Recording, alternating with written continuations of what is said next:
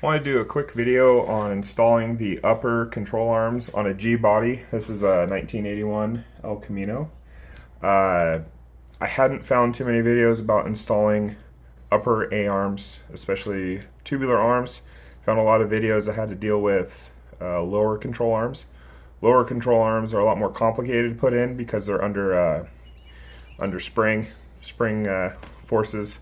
So obviously that spring can fly out and injure you if you don't do it correctly. The upper A-arm is a lot more controllable. It's not under spring load, so probably not using the correct terms, but you know what I'm saying. So what I'm going to do is jack up the El Camino. It's already jacked up on jack stands in the proper place.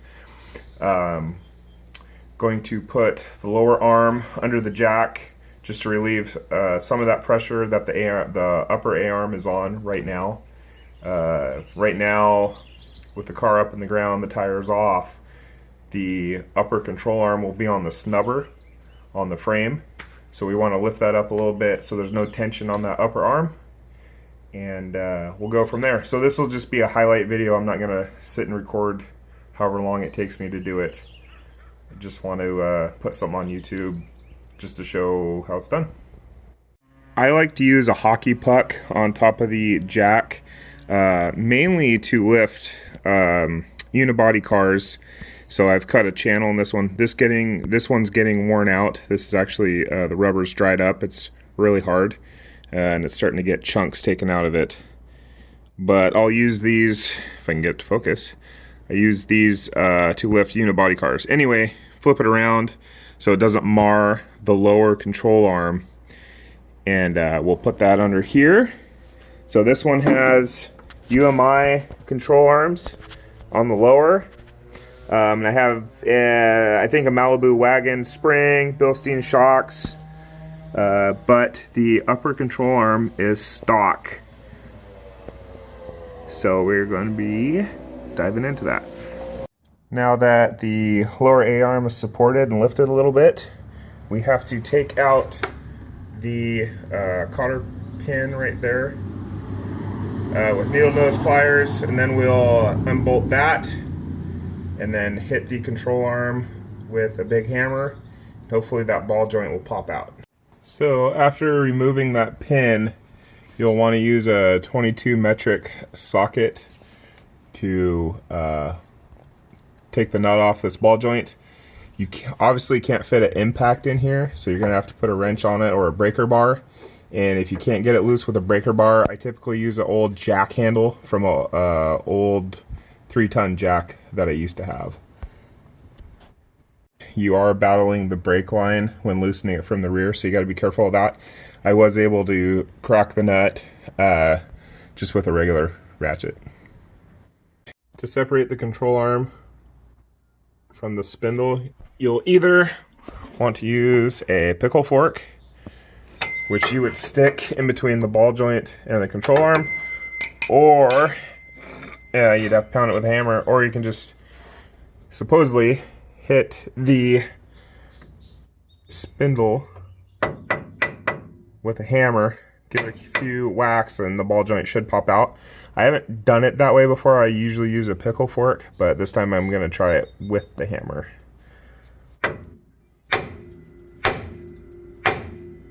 This was probably the most stubborn ball joint I've had to deal with. I forgot to mention in the last clip, you should probably put that nut back on so it doesn't spring out and your spindle falls down. But anyway, I tried the hammer technique. Did not work. It wasn't budging. I had to resort to the pickle fork, and even that didn't work very well. So what I did is I let the jack down, so it put this, it closed this gap, because I was using this before when it was up higher and the gap was larger.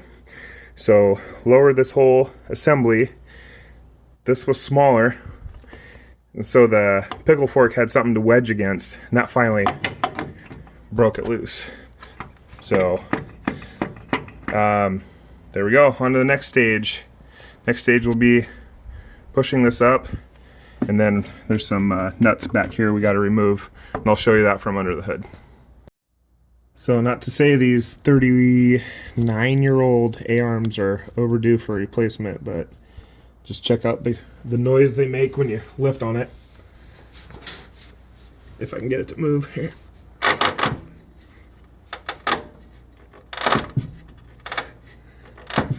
So what we're going to be doing now is removing these two nuts. If I can get it in there. These two nuts here that hold the upper assembly of the A-arm on. So something to keep in mind, this takes an 18mm socket. If you still have your stock emissions system, which this one does have the components but it's not operable, but this one has an oxygen sensor right there, this wrench is going to bump into it and damage it. So if you have a California emissions car, you still have to pass your emissions test every year. You got to be careful with this part. You might want to try an open end wrench first, and then yeah, there's just not a lot of room to work on it on this side. Like I mentioned earlier, I like to use a jack handle on a wrench. Probably not the preferred method, but you get results. So first nut's off. I should make mention, I got BMI uppers. All the rest of the suspension is UMI, but there was a $200 difference, and you know, they're not paying me sponsorship dollars. And I had plans at one time to make this autocross car. That's not gonna happen. I have a Miata now under wraps. So this is mostly for cruising or hauling stuff to the dump, Home Depot runs, that kind of stuff. So still want it to handle well, but you know, I don't owe Team Allegiance. So anyway, BMI uppers. I could have got the hardware kit. I didn't. I might regret that later. I will clean up the hardware, the nuts and bolts. I'll clean those up. And it's also important to keep in mind how many or where your shims go. I think both may have a different count. This one needs alignment anyway. The tops lean out farther than the bottoms of the wheel, so it's vastly out of alignment. So it's not too critical for this. As soon as I get these arms on, I'll take it in for a line. Something else that I've noticed is on this side, you cannot use a socket. The steering shaft's in the way, so you will have to use a open end wrench or a closed end wrench to get this side off. So on this one, the bolt is turning with the nut. I didn't even think about it on this one. The bolt must be rusted in place. I didn't need to put a socket on this one. Or maybe, oh, looks like that alignment tab must be holding it in place. This one doesn't have a tab holding it in place, so you will need to put a socket on this side. So the bolt head on this side is not an 18 like the nut is. It's either a 20 or a, well, pretty sure it's a 20. My sockets skip a size. This one is a 21. I'm gonna go look for a 20 back in the other shop, but 21 does fit in a pinch. I have a feeling that it'd probably round off the edges. There's the original A-arm driver's side. There's all the shims. There's 4 shims in the back. Some are thin, some are thick. 3 shims in the front. Bolts. So I'll clean these up. I still might buy a new bolt kit. We'll see. The ball joints are in the box, but here's the BMR tubular A-arm poly bushings. So just a little bit of a difference there. Probably ride a lot nicer. I'm surprised, so this never squeaked while driving.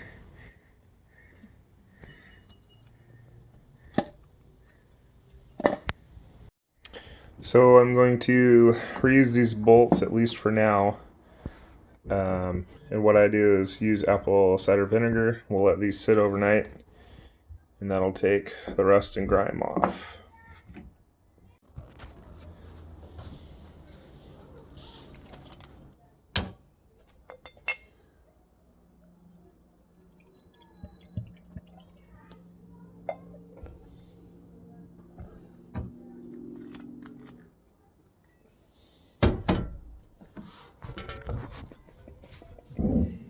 It's been about 12 hours since I put the hardware in the vinegar. You can see it's doing its job. I'm going to take these, wash them off in water, and then spray them with WD-40, and they should be good to go. The hardware cleaned up decently well. You could soak them for another run. I might buy new hardware anyway. There's some scaling and pitting on the heads of these bolts, so we'll probably replace that anyway, but it'll get us to the alignment shop. Now we're going to install the ball joint on the A-arm. It comes with all the hardware and the ball joint in the kit. What's funny is this chassis is metric. The engine's standard, but the whole chassis is metric, but they do use standard hardware with the aftermarket stuff. So it's 7/16 head for the ball joint. At this point, it's just a reversal of what we've done. You do need to use a 5/16 wrench to put in that grease fitting, that Zerk. Something that I didn't do, which probably would have made it easier, is I was supposed to take off the brake caliper at the beginning so it had easier access to the castle nut on the ball joint. I didn't do that, so there you go. I was still able to do it with the brake caliper on, but that is what the instructions say. So it is important to read the instructions first. I'll torque down these nuts to 48, and then the ball joint is, let's look at the instructions here, 52 foot-pounds, or pound-feet. I know there's a reversal in there somewhere, but that's 52. These are 48. All right, we got these bolts and nuts torqued down to 48 foot-pound and onto the ball joint. Pretty straightforward. The only thing is, kind of need two hands to do this side.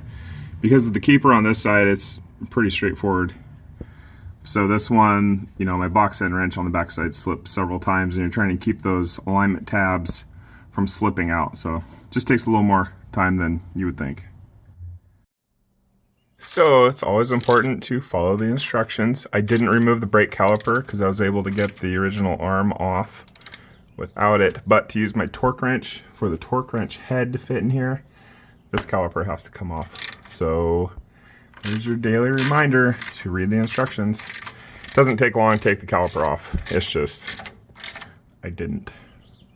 All right, so this project's all done. Probably took about, I don't know, a couple hours. If I would have had all the tools in this shop, it wouldn't take that long at all. I have two different shops I walk between, so. Remember to grease your fittings. You got 3 on your upper A-arm. Your lower arm is going to have 3 as well. Your ball joints and your bushings. It's just easier if you take this off to torque that castle nut on. Got the pin in. You may notice this is very dirty and rusty. So about 5 years ago when I got it, I pressure washed this, and I put new bushings in. I painted this. But then we moved, and this was parked outside for a while, for a couple years, and it's been back inside for a couple years, so it's slowed it down. But obviously Rust-Oleum doesn't live up to its name. That's pretty rusty, but it does have new bushings. Those need greased as well. That's it. Hope this is informative. If you have any questions, let me know.